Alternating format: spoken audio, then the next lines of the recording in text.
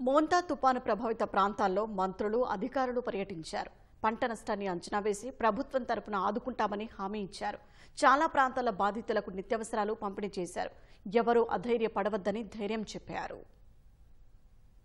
ప్రకాశం జిల్లా గిద్దలూరు సబ్ డివిజన్లో మొంతా తుఫాను రైతులకు తీవ్ర విషాదం మిగిల్చింది. గిద్దలూరు మండలం బురుజుపల్లిలో అరటి తోటలకు నష్టం వాటిల్లింది. చెట్లన్నీ నేలకొరిగి గెలలు పడిపోవడంతో రైతులు తల్లడిల్లిపోతున్నారు. పంట చేతికొచ్చే సమయంలో ఇలాంటి పరిస్థితులను కలలో కూడా ఊహించలేదని చెబుతున్నారు. అప్పులు చేసి పెట్టుబడులు పెట్టామని, ప్రభుత్వమే తమను ఆదుకోవాలని చెబుతున్నారు. అరటి సాగు చేస్తే ఈ 3 నుంచి తుఫానులు వచ్చి నా అరటి అంతా నష్టపోయాను సార్. ఇళ్లన్నీ పడిపోయినాయి. దేనికి పనికిరావు సార్, అవి పడేయాల్సిందే సార్. ఇళ్ల సహా మొత్తం పూర్తిగా పడిపోయినాయి. పెట్టుబడి ఎకరాకు ₹1,00,000 పెట్టిన సార్. నా ₹1,00,000 పెట్టుబడితో రావడం లేదు సార్. నాకు ఇంకో ఆదుకోవాలని ప్రభుత్వాన్ని కోరుతున్నాను సార్. అరటి చెట్లు అన్ని నేలమట్టం కావడం జరిగింది. కోతకొచ్చే సమయానికి మాకు ఇలా జరిగింది. అధికారులు స్పందించి దీనికి నష్టపరిహారం చేకూర్చాలని కోరుతున్నాం. 4 ఎకరాలు బంతి పూలు వేసినాము. ఫస్ట్ 2 కోతలు వచ్చినాము. 70,000 వచ్చింది. ఈ ఎకరాకు 70,000 పెట్టినా ₹2,00,000 నష్టం వచ్చింది. 3వ కోత కోద్దాం ఉండటాలకు వర్షం వచ్చి మునకొచ్చి అంత పైరంతా చనిపోయింది. తుఫాన్ వల్ల మొత్తం ఈ నీళ్లు నిలబడి మొత్తం పైరంతా నల్లగా పోయింది. ఇది ఎందుకు పనికిరాదు, రేపు దున్నుకోవాల్సిందే. మొత్తం మీద నాకు ఇప్పటి వరకు 1,20,000 దాకా లాస్ వచ్చింది. అనకాపల్లి జిల్లాలో తుఫాను ధాటికి నష్టపోయిన ప్రాంతాలను హోంమంత్రి అనిత పర్యటించి బాధితులను పరామర్శించారు. పాయకరావుపేట నియోజకవర్గంలోని బంగారంపాలెంలో పర్యటించిన హోంమంత్రి బాధితులకు నిత్యావసరాలు అందించారు. స్థానిక మత్స్యకారులతో మాట్లాడి సమస్యలు అడిగి తెలుసుకున్నారు.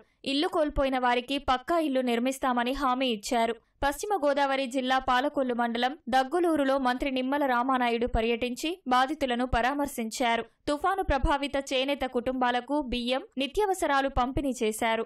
ఎక్కడెక్కడైతే ప్రాబ్లం జరుగుతుంది అని అనుకున్నామో ఆ ఏరియాస్ కి ముందుగానే ఎలక్ట్రికల్ పోల్స్, ట్రాన్స్ఫార్మర్లు అన్ని కూడా మేము అక్కడికి ఇమీడియట్ గా రిస్టోర్ చేసుకుని ప్రజలకు ఎక్కడ కూడా కరెంట్ కష్టాలు లేకుండా చూసుకునే బాధ్యత కూడా జిల్లా యంత్రాంగం చూసుకుంది. స్పెషల్లీ ఇరిగేషన్ డిపార్ట్మెంట్ వాళ్ళు ఒక పక్క నుంచి బండ్ స్ట్రెంథనింగ్స్ నుంచి వాళ్ళు పనిచేస్తే, ఒక పక్క నుంచి పంచాయతీరాజ్ డిపార్ట్మెంట్ వాళ్ళు వాళ్ళ శానిటేషన్ విషయంలో కానీ, ఆర్డబ్ల్యూఎస్ డిపార్ట్మెంట్ వాళ్ళు ఆ డ్రింకింగ్ వాటర్ విషయంలో కంటామినేషన్ ఏమీ జరగకుండా క్లోరినేషన్ చేసుకుంటూ హెల్త్ కన్సర్న్ కూడా ఆలోచించుకొని హెల్త్ డిపార్ట్మెంట్ వాళ్ళందరూ కూడా మంచిగా పనిచేశారు.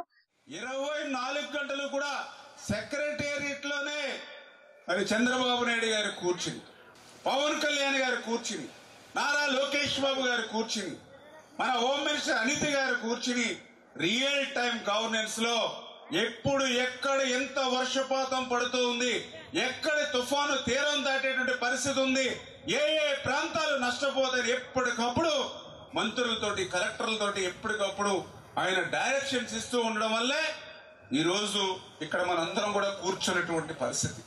గతంలో కూడా తుఫాన్లు వచ్చాయి గత 5 సంవత్సరాల్లో.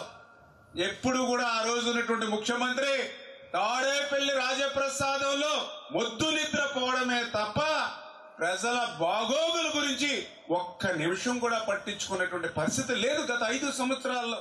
కృష్ణా జిల్లా పెనమలూరు నియోజకవర్గం చోడవరంలో తుఫాను ప్రభావంతో నష్టం వాటిల్లిన పంట పొలాలను బీజేపీ రాష్ట్ర అధ్యక్షుడు పీవీఎన్ మాధవ్ పరిశీలించారు.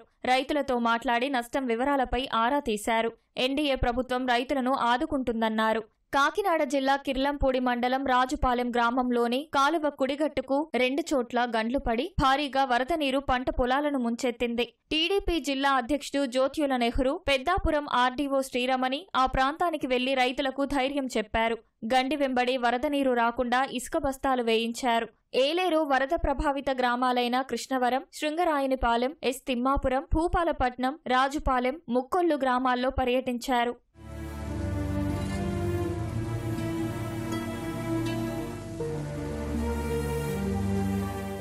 బాపట్ల జిల్లా కొల్లూరు ఎంపీడీఓ కార్యాలయంలో ఎంపీ తెన్నేటి కృష్ణప్రసాద్ అధికారులతో రివ్యూ చేపట్టారు.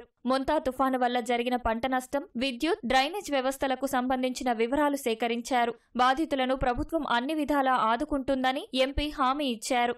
వేమూరు నియోజకవర్గంలో తుఫాను ప్రభావానికి నష్టపోయిన ఉద్యాన శాఖ పంటలను శాస్త్రవేత్తల బృందం పరిశీలించింది.